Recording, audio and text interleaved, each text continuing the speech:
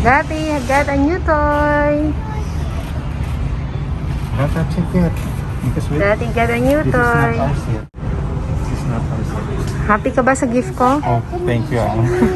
Sugar mommy ako. Thank you.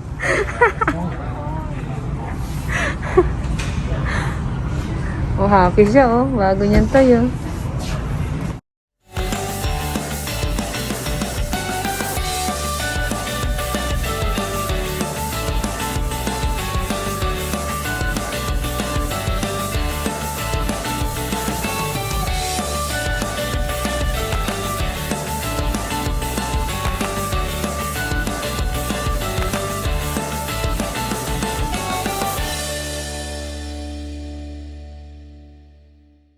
Happy ang daddy.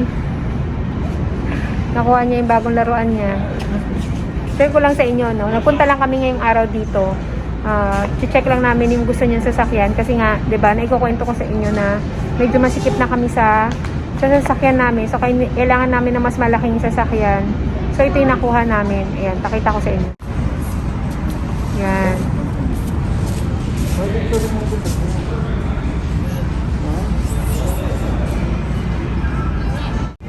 Share ko lang sa inyo, no? Ang sasakyan dito, siguro sa atin sa Pilipinas, ang sasakyan, pag sinabi magkaroon ka ng sasakyan, parang luho na lang kasi marami namang transportation, public transportation sa atin. Dito rin naman maraming public transportation.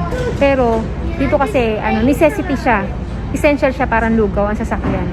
So ayun, kailangan na namin ng mas malaking sasakyan kasi nga nahihirapan ng mga bata, nasikip na, lumalaki na. So kailangan namin, next time, ang balak nga sana namin minibus eh.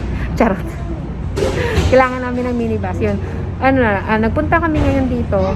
Sinek lang namin kung ma-approve kami. Share ko lang din sa inyo, no? Ang mga sasakyan dito, kahit mayaman, bihirang-bihira ang mag-full. Siguro kung sobrang yaman na nila ng mga tao dito, magka-cash. Pero bihirang-bihira inagkakaso. Financing siya. Kukunin namin. Pumunta kami dito, na-approve si daddy kasi depende yun sa kukunin mo sa sasakyan, ano? So, depende sa price ng kukunin mo sa sasakyan at depende din sa ma-approve sa'yo ng bangko kasi ipa-finance mo siya eh. So, kung okay at walang problema yung credit score mo, maiuwi mo na rin siya. So, ayun, na-approve kami. Na-approve pala si daddy. Maiuwi na namin yung sasakyan namin. Tapos, tinrade namin yung luma namin sasakyan. Yung luma namin sasakyan, maiiwan na dito, tinrade namin para pambawas sa monthly namin. Ayun. Naikwento ko lang. Boy, happy ka? Ha? Happy ka, kunwari. kunwari, hindi happy. Ito naman, kanina pa to bit yung sinelas. Akala niya nandun kami sa... Jay, Aaron, they will kick you out here. Jay, where's your mask? Broken. Broken. They will kick you out here. Share ko lang din sa inyo, no? Sa atin dyan sa Pilipinas, parang ang hirap kumuha ng sasakyan. Lalo na kapag hulugan, kasi ang dami pang hihingin sa'yo, yung mga ID, yung mga basta mga marami, parang isi-CI ka pa, Pero dito, lahat computerized, lahat, di ba? Parang lahat systematic na. Tapos, ibigay mo lang yung pangalan mo, basta ibibigay mo yung pangalan mo, tapos yung insurance na basta mga kung ano-ano, madali lang. I-connect na nila sa computer, kung ka ba may mga utang ka ba sa bangko, hanggang magkano yung pwede mong ma-loan para sa car mo. Tapos malalaman din nila kung may mga issue ka sa mga nabangga ka na ba or mga ganyan. Andun lahat, may sistema sila na pinupunta na. Katulad niyan, 'di ba? Pagka ikaw pumunta dyan sa atin, pagka pumunta ka diyan, kung wala kang cash, napupunta ka sa sasakyan sa isang dealership, pag wala kang cash, hindi mo maiuwi agad yung sasakyan ng basta-basta lang. Baka nga kahit nga yata cash, di ba? Ang dami mga cheche boreche dito, yung katulad niyan. Pumunta lang kami ngayon dito ng alas 12. Tapos mga ilang oras lang, isang oras, konting mga background check sa bangko mo, sa mga maiuwi na namin yung sasakyan. Ganun lang kadali. Basta't pasok ka sa pasok yung mo ng credit score mo para kumuha ng car na gusto mo. Ayun lang, na-share ko lang. Ito Itong sasakyan na nabili ni Daddy, buwan na niya na pinag-iisipan to kung ito kukunin. Kasi medyo mahal nga. Tapos, pinag-iisipan namin kung ito ba yung bibili namin. Kasi nga, di ba, nagpaplano kami, nag-iipon kami ng pambayad sa bahay. Inano namin, pang down ba sa bahay namin. Pero, inano namin yung mga budget namin. Inano namin ito yung mga gagastos, kapag ka nagdagdag tayo ng another na hulugan, ito yung mga babayaran natin, ito yung matitira, may masisave pa ba tayo para sa next natin. Ayun. Nakaano naman, pasok naman sa budget namin, kaya medyo malakas yung loob namin ng ni Daddy na kumuha. Siya to, sa kanya to sa kanya nakatoka tong sasakyan. Tapos yung pagsisave para sa pang down payment ng magiging plano namin, na dream house namin, sa akin naman yung nakatoka. Tapos yung mga expenses pa, yung mga daily expenses, kay Daddy din yun. So, yun. Sana magtuloy-tuloy yung blessings na dumadating sa amin para makuha rin namin yung yung another goal namin, ang bahay. Inip na tong dalawang to.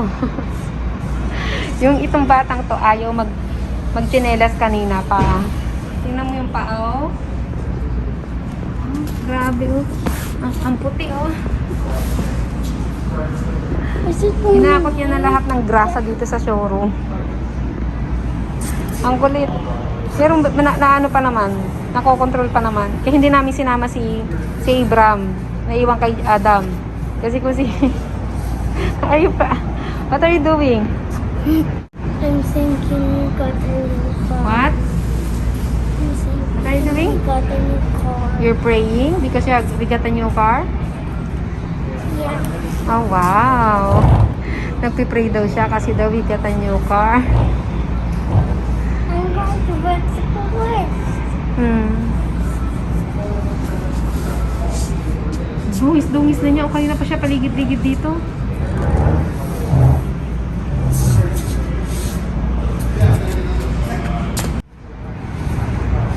Nalingat lang ako. Nakatulog na siya. Tagal naman kasi ni Daddy. May mga pinipirmahan pa kasi. He's sleeping. Aaron, Chico. Don't bother him. He's sleeping. O, diba? Kumana pa na magandang pwesto. Ayan, don't you guys. Alinis ang paa It's a niya. double yawn. Walang hiyang paa yan. Ayaw mag-chinelas dito kanina. Grabe. What about you? You're not sleepy? Just hungry? You're hungry? Oh, we tell Daddy to buy food. We'll buy pizza? Okay. Bye! Bababay na kami sa luma naming car. Ito yung luma namin. Ito na yung bago. Daddy is really happy. Hindi ka naiyak? Hindi ka naiyak ang iwanan natin to? 5 times better sa kita mo, ang gulong. Ay. Tuwan-tuwa siya umakyat yung dalawang mga anak ko. Go inside. Daddy, babalikan natin to ha? Yung roof rack at saka ito ba yung kukunin natin? Daddy? We need to register first. Nice! Wow! Ay, may batang happy oh. Nice. Nice. Love it? You love it, Aaron? Soon. Thank you, Alan. Thank you. Thank you guys. Nice meeting you. Thank you, Alan. Bye. Congratulations. Bye. Happy ang daddy namin. Are you happy with our new car? Yeah. Okay, fasten your seatbelt. Angas. Angat ng daddy, oh. What is this warning? Oh my God. Akala ko ba tinuruan ka na? Lala, nangangain niya nila. Hello. Cool, Daddy. Oh. What's my graph here?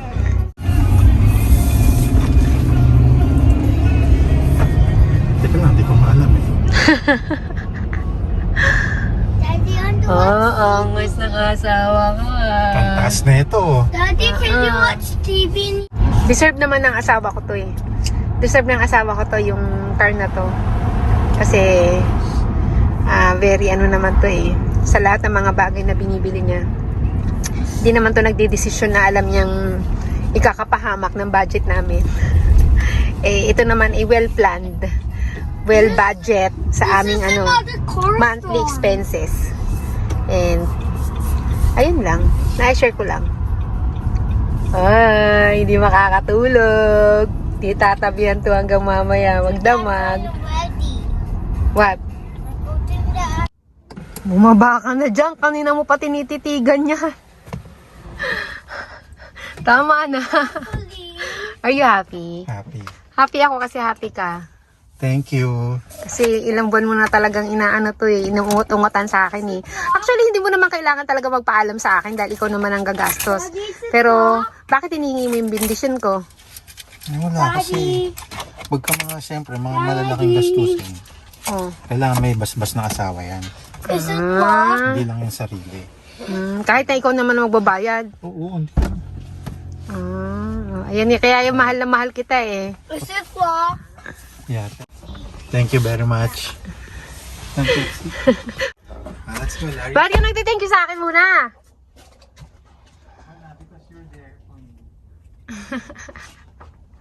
Happy nga pa siya. Kita-kita ko sa mukha niya na happy siya, oh. Talaga masaya-masaya. Oh, binali ko pa, oh. Anong masasabi mo, kuya? Good decision ba si daddy? Good decision ba? Yes? Nagustuhan mo din? Mag-aral ka na mag-drive. Bibilang ka ni daddy. Pwede na. Pangmama yan talaga eh. Pangmama, oh, nangangarap siya. Nangangarap siya na siya ang nagdadrive. Oo. Pangarap ng mga bawat lalaki. May ganyang kalalaking mga ano eh. Ayan. Nice, kuya? Para maliit sa likod. Malaki? Mommy.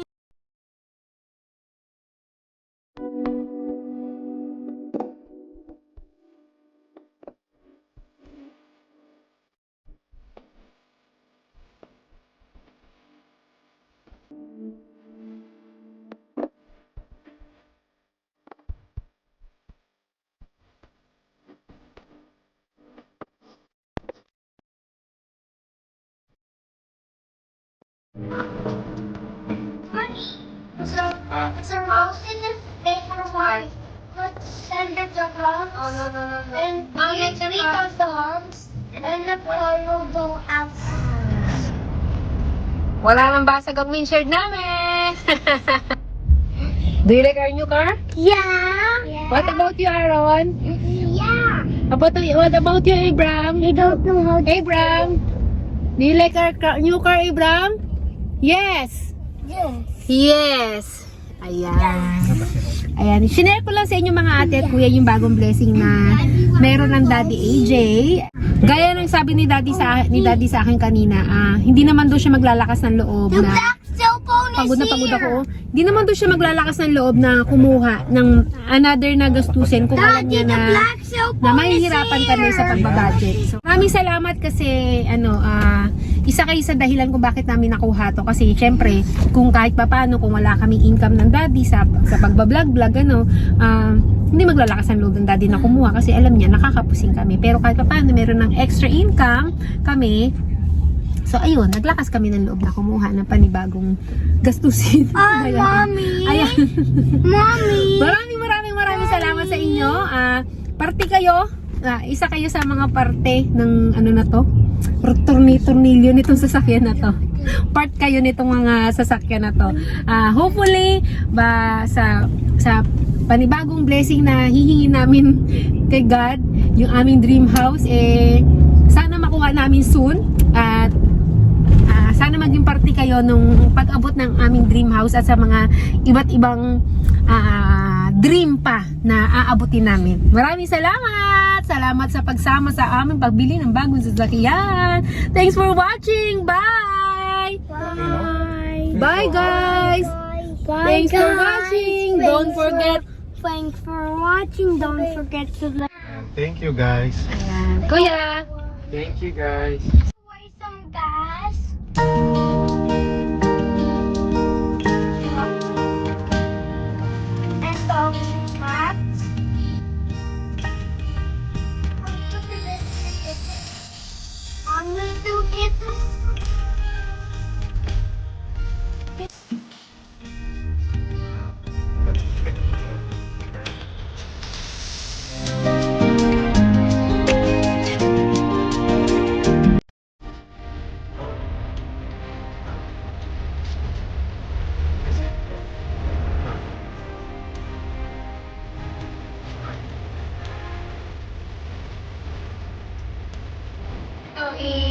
ihatid mo si Adam sa school bukas, tapos ipatodo-todo mo yung ano, yung tugtog.